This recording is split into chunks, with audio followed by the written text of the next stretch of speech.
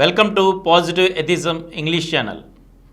In continuation of the book What is Religion, written by Robert G. Ingersoll, today I am going to read out the second chapter. If this God exists, how do we know that He is good?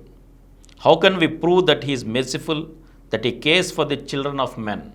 If this God exists, He has on many occasions seen millions of His poor children plowing the fields, sowing and planting the grain, and when He saw them, He knew that they depended on the expected crop for life.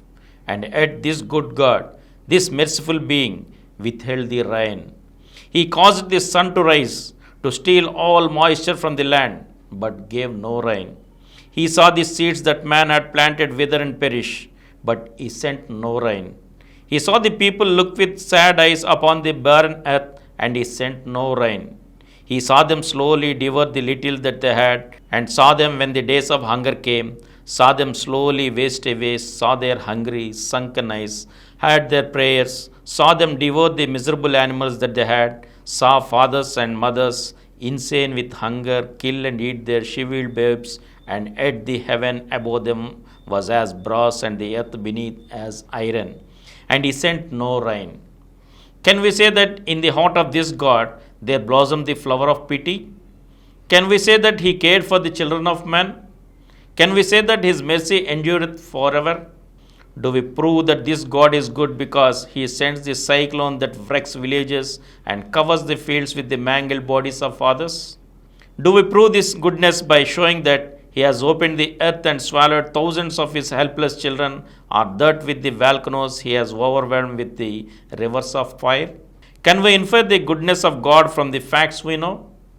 If these calamities did not happen, would we suspect that God cared nothing for human beings? If there were no famine, no pestilence, no cyclone, no earthquake, would we think that God is not good? According to the theologians, God did not make all men alike.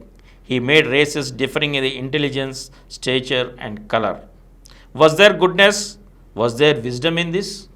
Ought the superior race to thank God that they are not the inferior? If we say yes, then I ask another question. Should the inferior races thank God that they are not superior?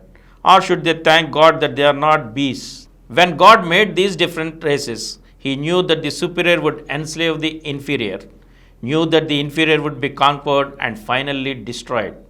If God did this and knew the blood that would be shed, the agonies that would be endured, saw the countless fields covered with the corpses of the slain, saw all the bleeding backs of slaves, all the broken hearts of mothers, benefits of babes. If He saw and knew all this, can we conceive of a more malicious fiend? Why then should we say that God is good? The dungeons against whose dripping walls the brave and generous have sighed their souls away, the scaffold stained and glorified with noble blood, the hopeless slaves with scarred and bleeding backs, the writhing martyrs clothed in flame, the virtuous stretched on racks, their joints and muscles torn apart, the flayed and bleeding bodies of the just, the extinguished eyes of those who sought for truth, the countless patriots who fought and died in vain, the burdened, beaten, weeping wives, the shriveled faces of neglected babes, the murdered millions of the vanished years, the victims of the winds and waves, of flood and flame, of imprisoned forces on the earth, of lightning stroke, of lava's molten stream, of famine, plague, and lingering pain, the mouths that drip with blood, the fangs that poison, the beaks that wound and tear, the trims of the base, the rule and sway of wrong, the crowns that cruelty has worn, and the robed hypocrites with clasped and bloody hands who thanked their God.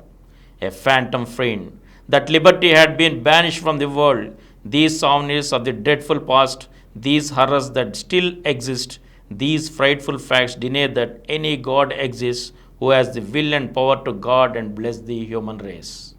And from here, we shall continue in the third episode again. Thank you.